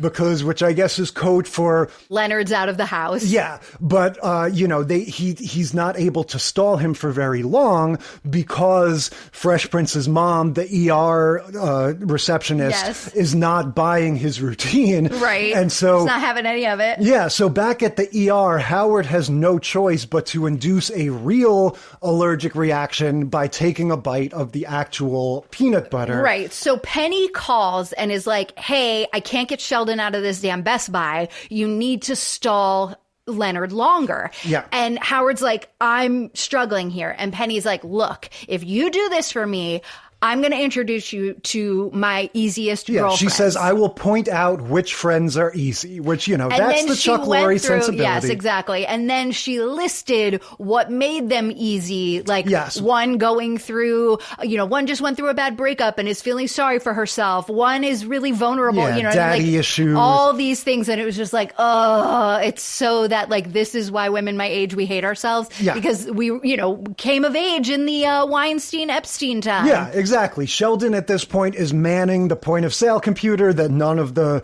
salesmen are there for. He's answering everybody's questions and, you know, and Penny's like, I can't get him out of here. So Howard, you need to stall. And that, you know, that plus the bribe of you get to meet my easy friends. He takes a bite. He was like, I'm doing this for you, buddy. Takes a bite of the peanut. His penis. Yeah. He's saying that. That's right. He takes a bite of the peanut laced granola bar. And now he is truly in need. I think they got the same makeup designer that they had for the movie Hitch, where Will Smith has that crazy reaction where his eyes swell up and everything. Yep. Very extreme, grotesque, and, you know, pretty puffy, convincing makeup, on Howard. And so, the receptionist lady is looking down, going like, nah, come on, stop bothering me. And then she looks up and like does a double take because he's so extremely, you know, bloated. And so, that I think it sort of cuts away, but we understand, okay, now Leonard and Howard, if anything, they're at the hospital for too long while the party is being planned. Because by the time they're on their way back, you know, they get up to the doorway, they're still in the hall, and Leonard says to Howard, you know, I was starting to suspect until you actually had that reaction. I was starting to suspect that maybe you were just trying to get me out of the house because of a surprise party. And similar to the dynamic we're going to get from Sue in the middle, just Howard's reaction or lack of a reaction sort of prompts Leonard to go, oh, there is a surprise party, isn't there? Yeah. And then he's like, all right, no problem. I'll pretend to be surprised. And they enter the apartment to find that the birthday party has come and gone. Yes, exactly. Been gone so long. And Leonard's like, you know what? It's actually really sweet that you would almost kill yourself to make sure I got a surprise. Like that's oddly caring. Thank you. And then they go in. Raj, this is still season 1, right? So when Raj gets drunk, he's able to talk around Penny. He's not just silent. Not just talk, but sing. Yeah, he is wearing no shirt and just an open tie around his neck. He's like karaokeing and he's like, hey, Leonard, welcome to the party. He's singing True Colors on the household karaoke system. We need to get one of those, babe. Yeah, well, I mean, I'll say yes, but I'm not really in favor of that. And then again, another sign of the times, they show Leonard footage from the party on their little, like, 2.5 by 1 inch screen on a flip phone. Penny had a razor, a pink Motorola razor, which was like peak cool girl phone at the time, right? Like I never had a pink Motorola razor. They were the most expensive, sleekest, flappy little phones. You could fit them in your pocket and it was like they were super thin, so it was great. Oh man, pink Motorola razor. That was another early 2000s thing. We see on this old flip phone that Raj is stumbling around with some nameless woman on his shoulders. She's like messing around with his hair. It totally gives us the impression, oh, Raj is just this crazy, uninhibited ladies' man during this party because he got drunk and got rid of his inhibitions. And met all the easy friends, in quotes, yes. Yeah, exactly. And that's kind of it. Everyone's like, well, all right, sorry you missed it. And the final beat of the episode is Penny kissing Leonard, sort of like on the mouth, but still just sort of friendly, like, oh, happy birthday. Leonard has a big reaction, and it just kind of reminds us, yes, this is still mid-season 1. We're far from all the twists and turns that this relationship is going to take. Yeah, I mean, I don't know. That ending kind of irked me as well. I was like, I have never just kissed a person who I was like, this is my friend. I feel like it was a little bit, I mean, maybe she, whatever. Maybe we're meant to assume that she's drunk, or maybe we're meant to assume that she is eventually going to be interested in him. I get that it's all for television, so like don't be so precious about it. But yeah, I don't know. I'm just a little bit like, ugh, just let her be. Like, why does everything have to be about this relationship thing? Why does this girl have to only represent that? Yeah, no, definitely. I will say I had a female friend in college that I somehow did establish, much to my happiness, a kiss on the mouth greeting system. And I liked it. Hold on. So this was while you had your girlfriend, right? And so you were like, I'm excited about this. I know I'm friend zoned, but this is my backup plan. I don't want to get too into it, but the last semester or so of college, I didn't have the girlfriend anymore. And that was when this other relationship was sort of starting to blossom, as it were. But yeah, I suppose. Well, so did you end up dating for 3 seasons and getting married like Leonard and Penny? Not dating, but there may have been a little bit of shenanigans here and there. We don't, I don't kiss and tell. Gentleman never tells. Yeah. But yeah, so look, we get again the trope of the person who has never had a birthday party. And I think this one really does a good job of going through the process of this is what it's like to throw a surprise party. The major dad had the thing of well, this is what it's like specifically if you're on a military base and you have ambush classes to teach and mess halls and Virginia reels to boogie down you have an obligation to never change your mind about anything. Whereas this is more no, in the real world, you've got to get a present. You've got to, get the person out of the house. All of the stuff that they are going to fail to do in our next show, which is The Middle.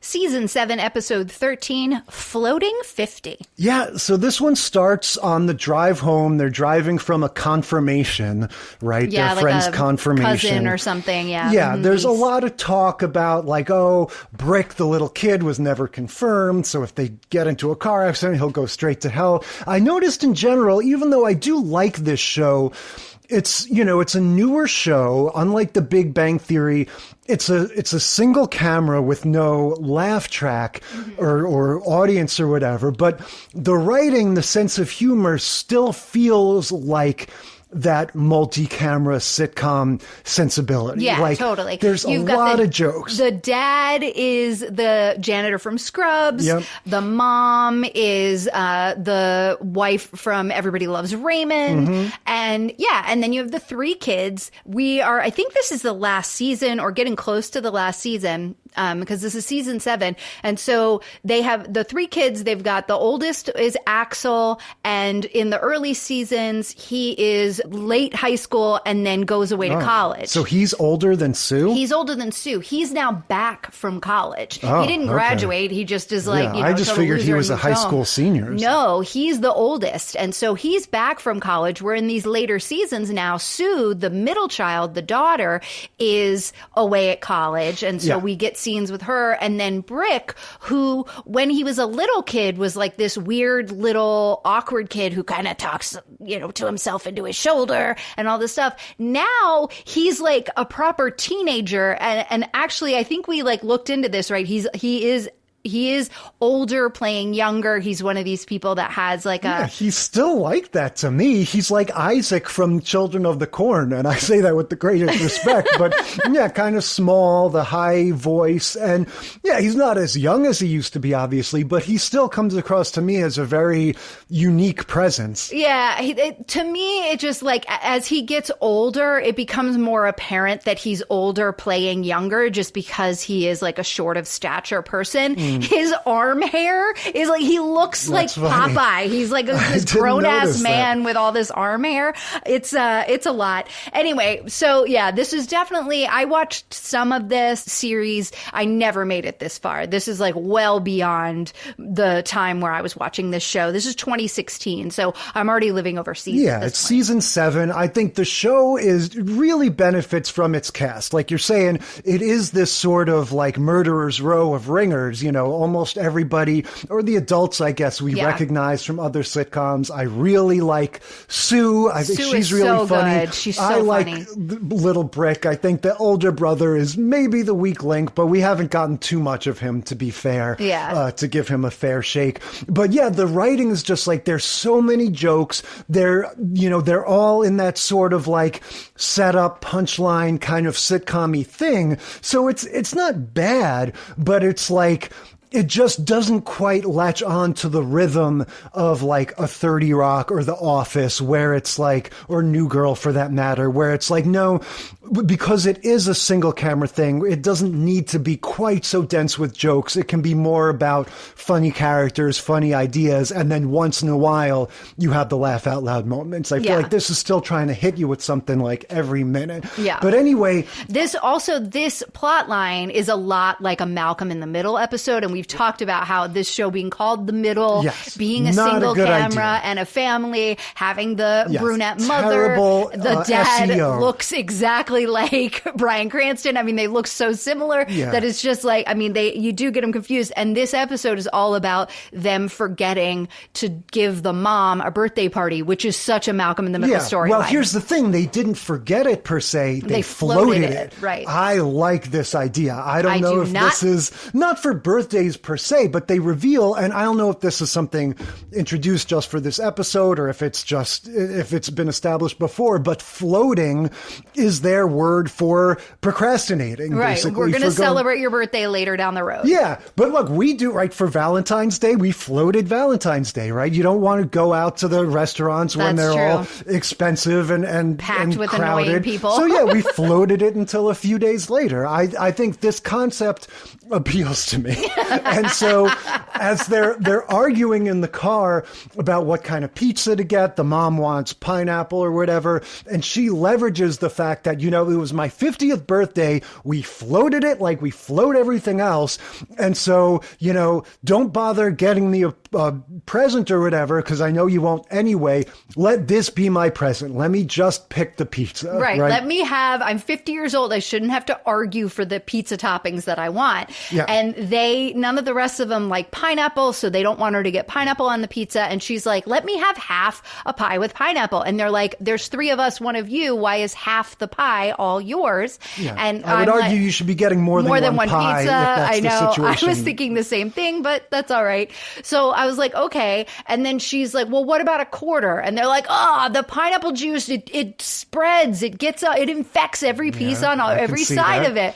That's how I feel about peppers. I feel like because they're an aromatic, you put peppers on any part of the pizza, the whole pizza smells like and tastes like peppers. Yeah, that's why. Same thing with, you get a cheeseburger from McDonald's, you pick off the pickles, still tastes like pickles. Yeah, but pickles, so good. I will say, when they're dealing with this pizza thing, the dad, I broke out in a cold sweat when this happened. He made the same mistake that I did once during my years as a pizza delivery driver, putting the pizza on top of the car and driving away, and then realizing a little bit down the road, oh shit, I drove away. How many pizzas were on top of the car, Jay, when you did that? Honestly, I was trying to think of I think it was just 1 or 2. Oh, that's good. I was trying to think of how I resolved it, because I can picture in my mind the house that I went to before, like on the stop before, where I put this thing on the car, but I couldn't remember, because we would bring them in these insulated bags, those big sort of nylon bags. And so I remember it ended up not being that big a deal, but what was I like, did I just call back to the restaurant and say, I'm so sorry, I messed up the pie, I need another one? Or did I drive back and find out that the thing was actually still intact and it just slipped off and put it back in? I don't remember. I just remember the sheer panic. Did they get road pizza or not? Yeah. We will never know. It was not like in this episode of The Middle where, because they're not delivery drivers, they're civilians, they don't have the nylon pouch. And so they find that pigeons are eating crows. their... They get back to the parking lot that. And of course, the box has fallen open and there's like 6 crows eating their pizza. Yes, there were at least 2 pieces that you could see that had pineapple on it. And so they're all upset because it was a $24 pizza. The dad's mad that he wasted all that money. The mom's like, who are we? We're not going to eat road pizza. That's disgusting. Why did we even turn around? The kids are like, now mom's going to have to cook us something. Yeah, and so that's all precursor for this main plot line where the dad approaches the 2 sons, right, because Sue is off at college, and he says, I feel bad that we floated mom's birthday, we float everything. I think we should do a surprise party. So this isn't technically like Leonard or Major Dad where she's never had a birthday party ever, but we get the sense that living with this family, it has been a while since she's had a proper birthday party. Yeah, absolutely. They're like, let's do something nice. So now we have the same sort of thing that we had in, I guess we haven't had the inept planning yet, no, right? This was like if Sheldon was in charge of planning a party and didn't have Penny to guide him, right? Right. The You got dad the blind leading the blind. Yeah. The 3 of them have no idea how to plan for a party. Yeah, he has a few ideas. He says there's going to be hugs, there's going to be a sub, there's going to be good wine and decorations. Yeah, good box wine. Yeah. He makes sure, he says, I'm getting the good box wine. I'm going to get the big 6-foot sub, a big 6-foot sandwich, and you guys are responsible for decorations. Yeah, so he has the basics down. He knows like some of the key things that you need. And they also establish, he's like, look, we do want Sue, the sister, to be there eventually, but let's not tell her right away because she can't keep a secret. And we get this fun flashback where, what is it, a pocket knife that they got for him? Yeah, it was his Christmas present or something that Frankie had already purchased, and Sue happened to know about it. And so his knife like snaps and he's like, damn cheap knife. And you get this great moment of Sue being like, Yes, she does this little high-pitched squeal every time she's like, just bubbling with excitement. And so everyone knows she can't keep a secret. He says specifically, we don't want her to pocket knife this situation. Right. And then, the focus starts shifting more to Sue because, like I said, she's off at college, and as they're starting to plan this surprise party and get things together, the mother is calling Sue. I guess it's established that she's going to school in Gumderdale or something like that. It's some 40, nearby town. 45 minutes away, they said. Yeah. 42 minutes away, I think, to be exact. And so Sue's got this little side story of she has a lost sock, and she puts up a little thing and a little sign in the laundromat that's like, hey, this is my sock, I lost it. Then later on, she sees people making fun of her poster, and she's like, oh, that's weird. Who would put that up? And then she goes digging around behind all the different laundry machines and finds 3 or 4 other missing socks, but not hers, and puts up a little poster that's like, hey, missing socks found, but not the one that, she still needs. And she's like, come claim them from. And then later on in her dorm room, you see instead of someone has actually come to claim one of the missing socks because there's only 3 hanging up on her board. It's very cute. Yeah, she's a very fun character, just very guileless. She's just sort of like, this little bundle of joy. And she's like I would be, she's just completely uncomfortable with the deception involved in planning a surprise party. Right. They finally do tell her because they're like, she's on the phone with her dad and he's like, hey, come home. I want you to plan to come home this weekend. We're throwing a party for your mom. We didn't tell you till the last minute because, we know how you are with secrets. And then right on cue, mom beeps through on the other line. Yeah. So she changes over to the other line and she's like, steeling herself to have this conversation, to keep it together. She like does this big breath and she's like, okay. And she answers the other line and she's like, hi, Mom. Yeah. Like immediately all weird. And you see Frankie, that's the mom, and she's just kind of, she's laying on her bed. She's feeling sort of down on herself. And she's like, hey, I think I'm going to come, why don't you come home and visit this weekend? I miss you. And she's trying to like reach out. I feel like I've had this exact same conversation with my mom, right? Just like, oh, my daughter is the one that like actually engages with me. I can actually have conversations, not just grunting with these men in my life. Yeah. And so she's like, oh, why don't you come home? And Sue's like, no, I've got so much going on. I can't possibly come home this weekend. Yeah, and as the dad points out, he's like, look, all you have to do is say, yes, come home. This is like a Mary Tyler Moore situation. We can have you come home and spend time with her and not allude to the plans that we have. But Sue panics, says, no, I can't come home because I'm way too busy. And this is exactly why I'm uncomfortable with these kind of deceptions, because you throw something out that you think is going to get the person to just back down. And then instead they start, improvising on the thing you said.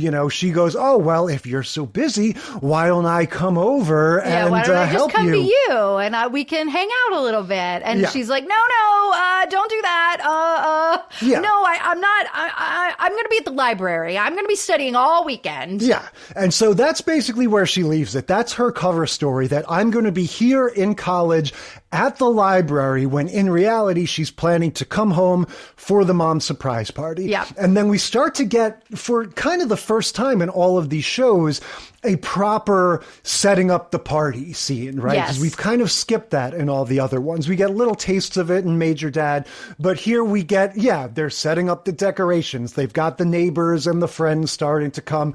And the reason we get that is because those are plot points to show how inept these three guys are, right? They got not just one balloon, 2 balloons. Yes. And so there's a balloon tied on either end of this long table, this long folding table. And Axel, the oldest brother's like, look, the table even has legs. And Sue's like, where are the rest of the decorations? And he's like, what are you talking about? I got 2 balloons. Yeah. And then one of the neighbors is like, hey, where are the sides? Because they've got the sandwich. And the dad's like, what are you talking about, sides? Nobody ever eats the sides. Yes, this is very much a mistake that I would make. Even they're not surprises, but whenever we have my dad over for birthday barbecues and stuff, and I get the burgers and the hot dogs and everything, and then it's always an afterthought, realizing I guess we need potato chips. I guess we need some kind of, cheese and crackers or whatever. Yeah, I handle the charcuterie. Yeah. Jay handles the meat. So they're realizing look, you've just done this very sort of bare bones version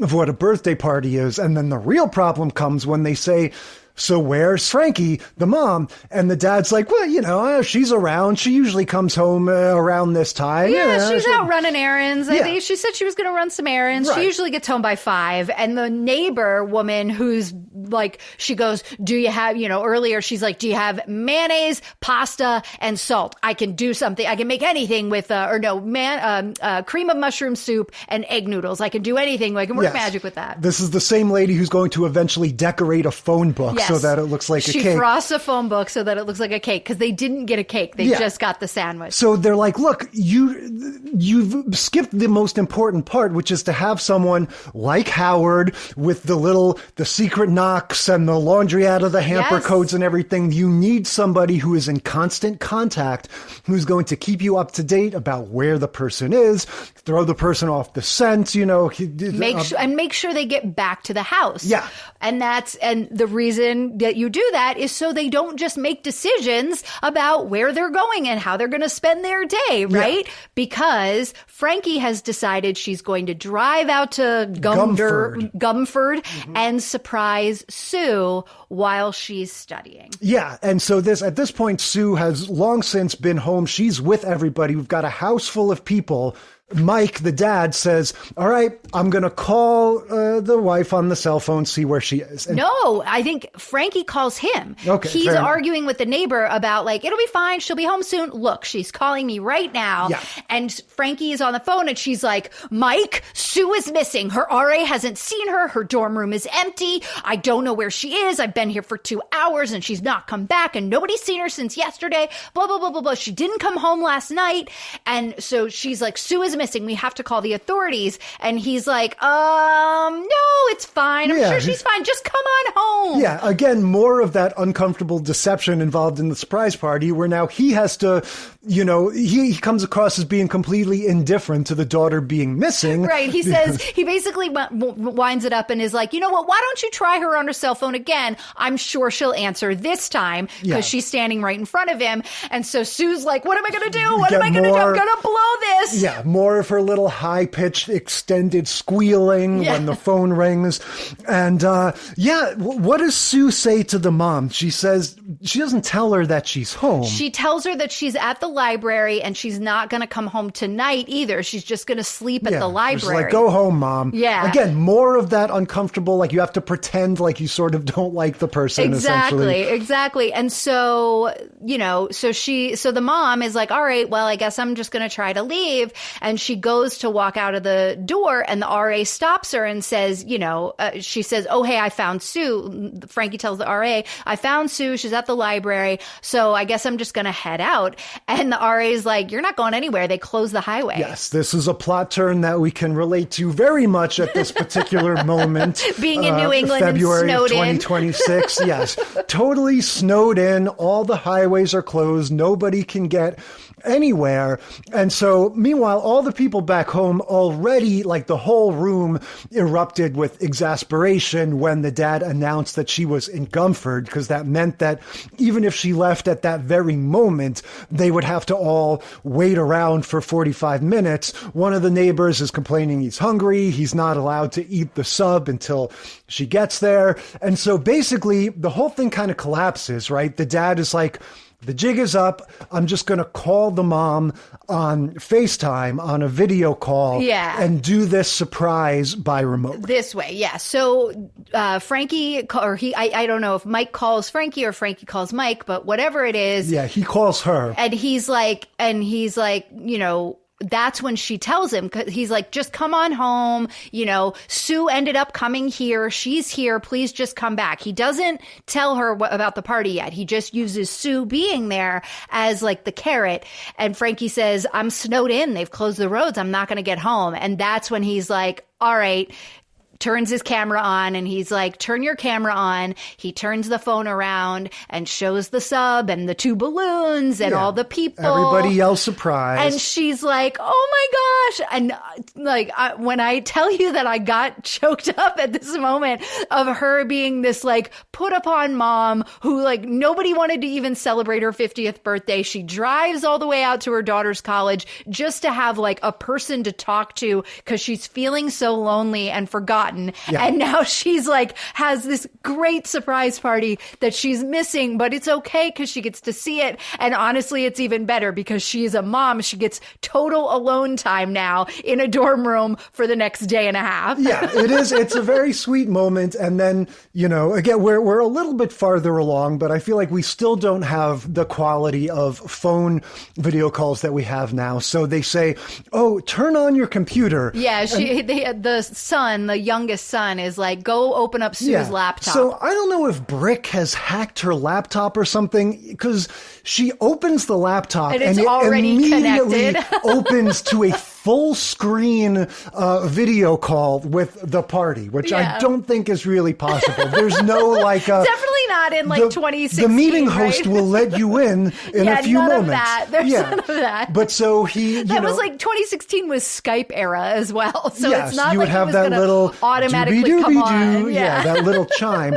But so they walk the laptop around the living room so all of the friends can say hi and happy birthday. The neighbor lady comes out, look, I baked you a cake. And then she explains it's actually a phone book with icing on it, but she doesn't need to know. Yes. And the final moments, there's this nice sort of crane shot out the window where Frankie, the mom, is sitting in Sue's bed in the college dorm. They happen to have the RA or one of the friends. No, the girl, her neighbor, one of Sue's friends on the hall. Yeah, she had given her a cupcake. So she had gone to the vending machine and bought those like snowball Twinkie kind of things and had a plate. She comes in, she goes, I bought these from the vending machine. They can be your cake. And she goes, goes, I'm not allowed to light the candle in the dorm room though. And so hands her that. And Frankie's like, says to Sue, I see why you guys are friends. Yes, because they're this both girl rule was followers. like very sweet.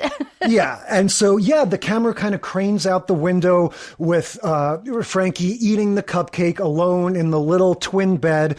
And her voiceover says, you know, it's kind of, she says, family is best enjoyed at a distance, you know.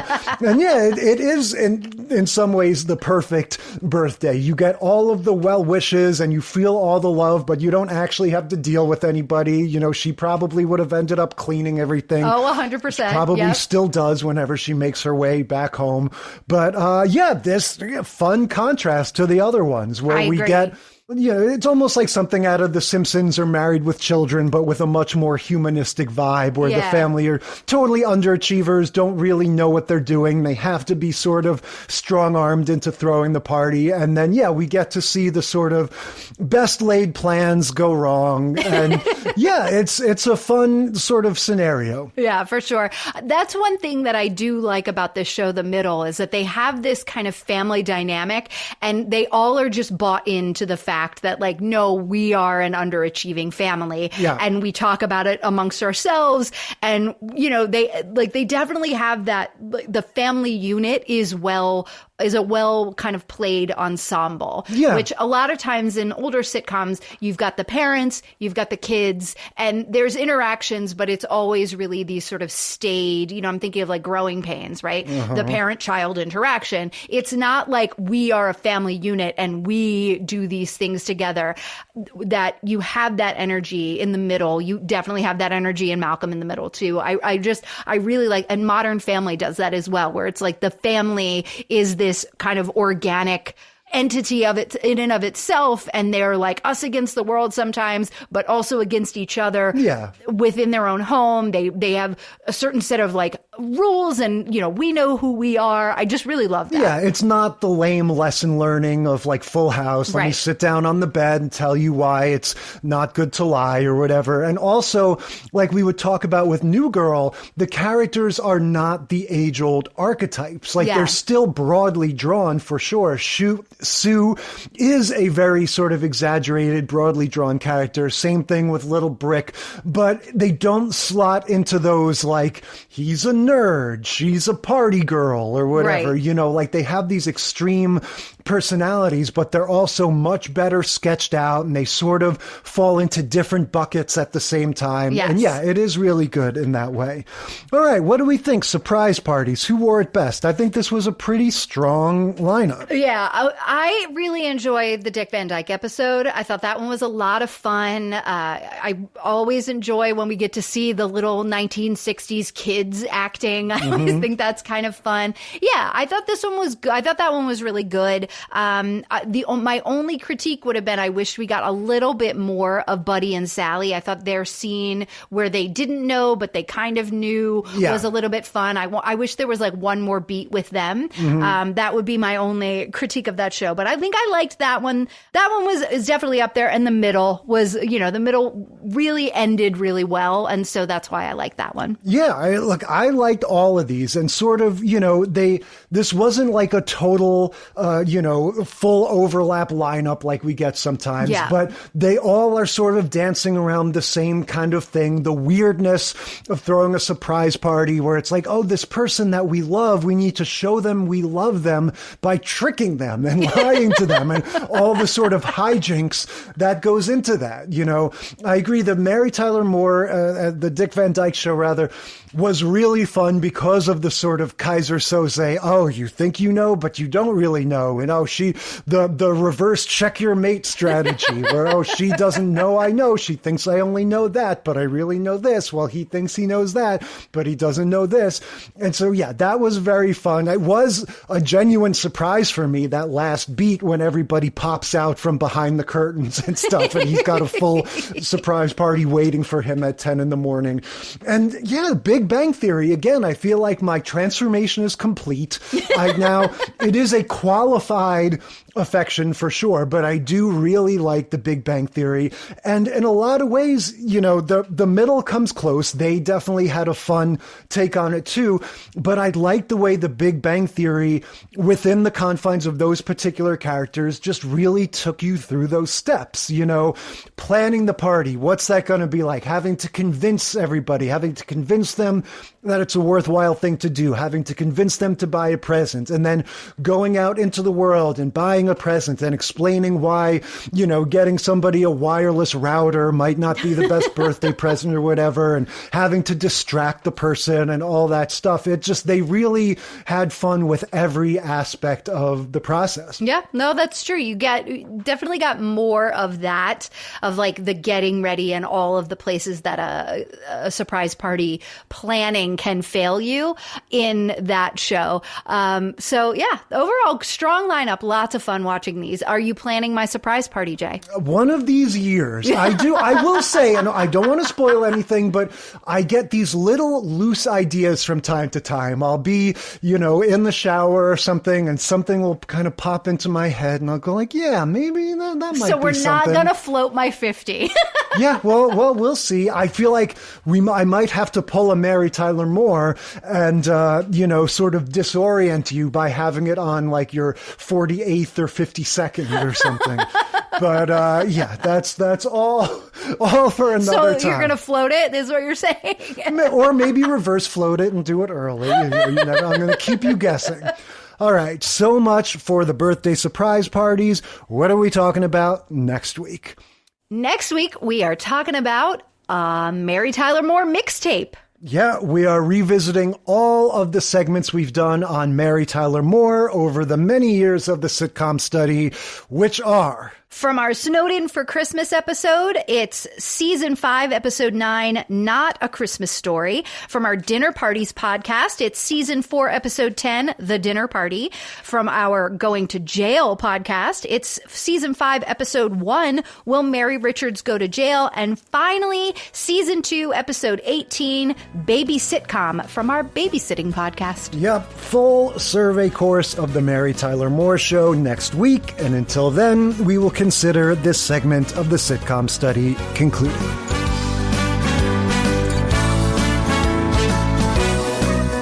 Thank you for listening to the Sitcom Study.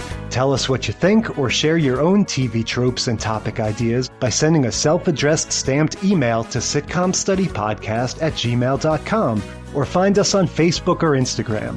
And if you like the show, consider leaving a rating or review on your podcast app. It helps us boost those precious Nielsen ratings. The Sitcom Study is recorded in front of a live studio dog.